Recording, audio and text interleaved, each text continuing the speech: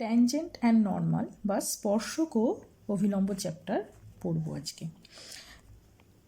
Tangent আর নর্মালটা বা স্পর্শক আর অভিলম্ব আসলে কি, কাকে বলে আমি বলছি না, স্পর্শক ব্যাপারটা কি। স্পর্শক আসলে বা অভিলম্ব হচ্ছে কিছুই না, একটি সরল রেখা। স্পর্শক হচ্ছে সরল রেখা বা স্ট্রেট লাইন।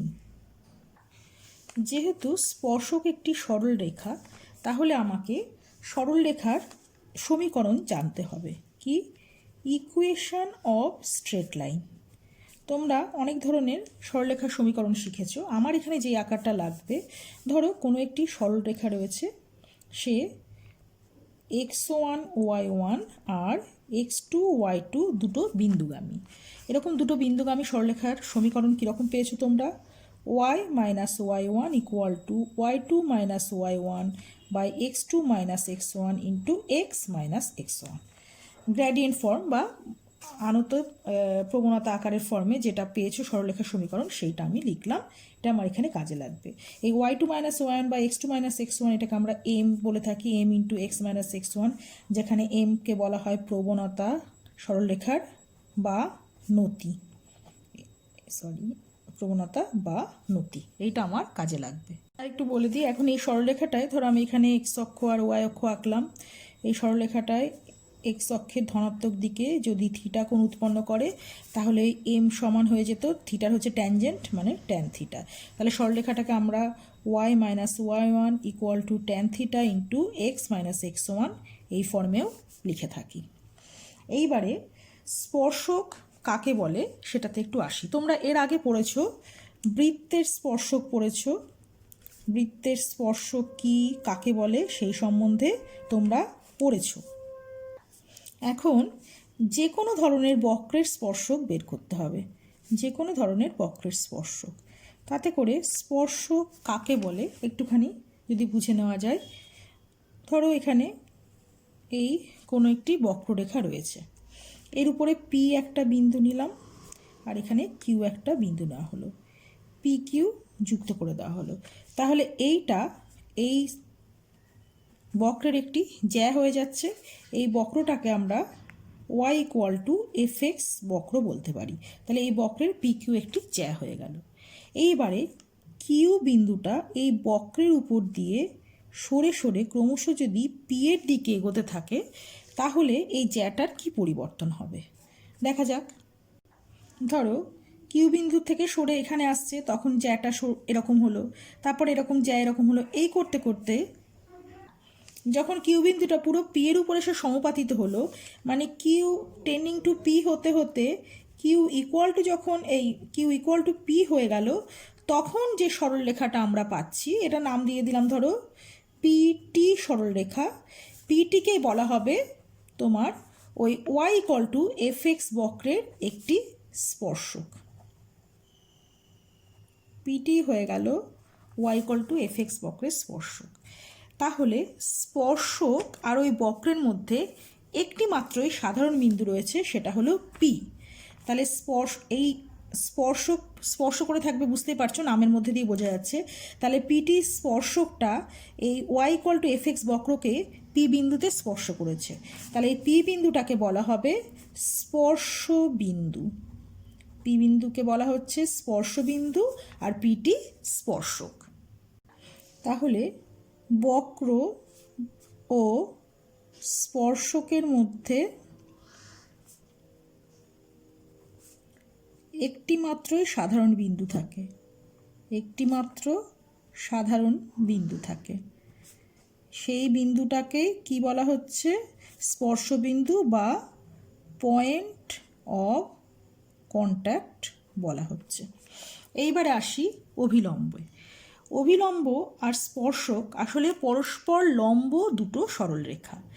এইখানে পি বিন্দুতে এই বক্রের উপরে পিটি স্পর্শক হয়েছে, পি বিন্দুতেই পিটি সরলরেখার উপরে আমি পিএস লম্ব অঙ্কন করলাম।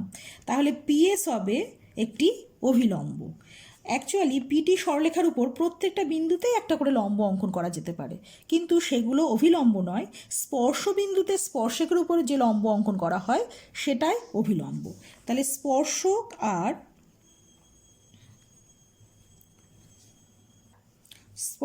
ও অভিলম্ব পরস্পর লম্ব সরলরেখা।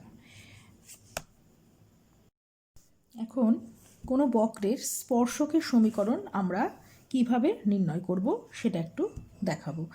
এইবার ট্যানজেন্ট নর্মাল বা স্পর্শক অভিলম্ব যে চ্যাপ্টারটা রয়েছে সেটা অ্যাকচুয়ালি ডেরিভেটিভ বা ডিফারেন্সিয়েশনের একটা অ্যাপ্লিকেশন চ্যাপ্টার, মানে এখানে আমরা ডেরিভেটিভটা অ্যাপ্লাই করব। তাহলে এখানে ডেরিভেটিভ কিভাবে অ্যাপ্লাই হবে একটা ট্যানজেন্ট বের করতে গেলে সেটা দেখানোর জন্য আমি এখানে একটা ছবি এঁকে নিয়েছি। দেখো আমি এক্স অক্ষ ওয়াই অক্ষ করেছি, এটা তলে কার্টেসিয়ান তলে। তো এইখানে Y equal to F X একটা বক্ররেখা নিয়েছি, তার উপরে পি একটা বিন্দু নিয়েছি, তাহলে পি বিন্দু স্থানাঙ্ক x1 y1, আর কিউ ওর খুব কাছাকাছি একটা বিন্দু নিয়েছি। ঠিক আছে, তাহলে কিউ বিন্দু স্থানাঙ্ক আমি x plus delta x comma y plus delta y বলতে পারি, যেখানে ডেল্টা এক্স আর ডেল্টা ওয়াই খুবই ক্ষুদ্র। Delta x delta y positive কিন্তু খুবই ক্ষুদ্র, ডেল্টা এক্স আর delta y tending to zero, মানে পি আর কিউ খুবই কাছাকাছি দুটো বিন্দু। আমি এখানে একটু ছবি দেখেছি, এটা এক্স এটা ওয়াই হলে এই অল্প এটুকু ডেল্টা এক্স ডেল্টা ওয়াই দিয়ে কিউ বিন্দুটা পাওয়া গেছে। পি আর কিউকে খুব কাছাকাছি বোঝানোর জন্য আমি এইভাবে ডেল্টা এক্স ডেল্টা ওয়াই দিয়ে নিয়েছি। এখন কিউ বিন্দুটা এখানে থাকার জন্য এক্স প্লাস ডেল্টা এক্স আর ওয়াই প্লাস ডেল্টা ওয়াই হয়েছে। কিউ বিন্দুটা কিন্তু এদিকেও কোথাও থাকতে পারতো, সেই ক্ষেত্রে কিউ বিন্দু স্থানাঙ্ক হয়ে যেত x1 y1 নিয়েছি, তাহলে এটা x1 প্লাস ডেল্টা এক্স আর y1 প্লাস ডেল্টা ওয়াই নিলাম। তাহলে সেই ক্ষেত্রে এখানে থাকলে হয়ে যেত x1 মাইনাস ডেল্টা এক্স আর y1 মাইনাস ডেল্টা ওয়াই। তা ক্ষেত্রেও আমাদের রেজাল্ট বা ট্যানজেন্টের ইকুয়েশন একই আসবে। এবার আমি পি কিউ একটা রেখা অঙ্কন করে নিলাম। তাহলে পি কিউ রেখার সমীকরণ কি হবে? একটা সরলরেখার উপর আমি দুটো বিন্দু জানি, আর এর উপরে যে কোনো একটি বিন্দু এক্স ওয়াই ধরে নিলে পি কিউ সরলরেখার সমীকরণ কেমন হয়ে যাবে? পি কিউ সরল রেখার সমীকরণ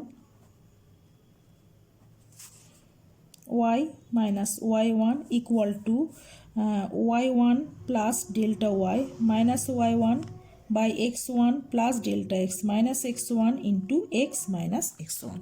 আর এটাকে আরেকটু পরিষ্কার করে লিখতে পারি y minus Y one equal to delta Y by delta x into x minus x one. এটা হয়ে গেল পি কিউ সরলরেখার সমীকরণ। এখন আগের বারে যেভাবে আমরা স্পর্শকের সমীকরণ এখানে বার করেছি সেইভাবে যদি হয় যে পি বিন্দুটা ক্রমশ এই কার্ভের উপর দিয়ে এগোতে এগোতে কিউ বিন্দুর উপর সমাপতিত হয়, তখন কি হবে? পি বিন্দু যতই এদিকে এগিয়ে আসবে ততই ডেল্টা এক্সটা ছোটো হতে থাকবে, হতে হতে কি হবে? ডেল্টা এক্স প্রায় যখন টেন্ডিং টু জিরো তখন কিউ প্রায় পির উপরে সমাপতিত হবে। এবার আমি এটার উপর লিমিটিং কেস নেব, delta x tending to zero করে দিয়ে দেখি কী হয়ে যাচ্ছে। উভয় পাশে লিমিট নিয়ে নিচ্ছি, তাহলে উভয় পাশে লিমিট নিয়ে নিলে কী হবে? অল limit delta x tending to zero Y minus Y one equal to limit delta x tending to zero delta Y by delta x into x minus x one. কেন এটা নিলাম? কারণ লিমিটিং কেসটা নিলেই পি কিউ যে জ্যাটা রয়েছে সেটাই P বিন্দুতে এসে স্পর্শক হয়ে যাবে। কিউ পি এর উপর আসতে শুরু করলে delta x tending to zero হবে। এবার এর উপর কোনো ডেল্টা এক্স নেই, তাহলে বাদিকটা শুধু ওয়াই মাইনাস ওয়াই ওয়ান হয়ে যাবে equal to X minus x one বেরিয়ে আসবে, এর উপরেও কিছু ডেল্টা এক্স নেই। এবারে limit delta x tending to zero delta Y by delta X. এটাকে কি বলা হবে? এটাকে আমরা বলি ওয়াই যেহেতু অপেক্ষক ওয়াইয়ের উপর ডিওয়াই ডিএক্স, তাহলে equal to X minus x one into D Y D X. কোন পয়েন্টে হলো? At the point x one Y one, এই পয়েন্টে ডিওয়াই ডিএক্স, কিন্তু কারণ কিউ বিন্দু চলে এসছে এখানে delta x tending to zero.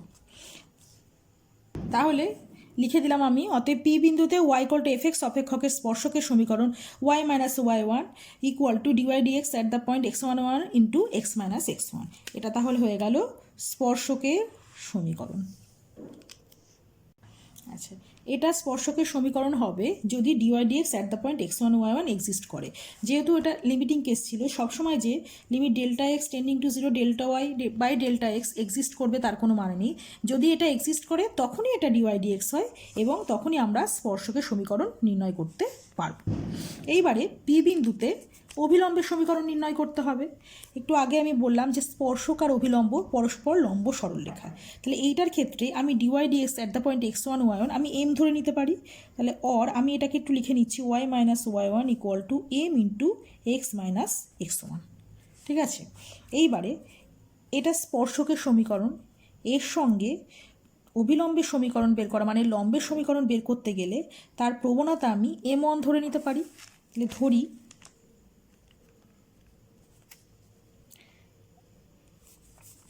এই সরল রেখার সাথে লম্ব সরল রেখার নতি m1। এখন তাহলে আমরা কি জানি, অতএব m into m1 equal to -1 হয়ে যাবে। দুটো পরস্পর লম্ব সরলরেখার নতির গুণফল -1 হয়। তাহলে অতএব m1 ইকুয়াল টু হয়ে গেল -1/m। ঠিক আছে, এবার m মানে আমরা ডিওয়াই ডিএক্স ধরেছি, তাহলে -1/ডিওয়াই dx equal to -dx dy। তাহলে কোনো একটি সরলরেখা যে পি বিন্দুগামী অর্থাৎ x1 y1 বিন্দুগামী এবং যার নতি বা প্রবণতা dx dy, তাহলে সেই সরলরেখার সমীকরণ আমরা অনায়াসে বের করতে পারি। তাহলে অতএব অভিলম্বের সমীকরণ হয়ে যাবে, অভিলম্বের সমীকরণ হবে, অতএব পি বিন্দুতে বলে দিই y minus y1 equal two ওই -dx dy into x minus x1। এই dx dyটাও কিন্তু at the point x1 y1। তাহলে আমার এটা হয়ে গেল অভিলম্বের সমীকরণ।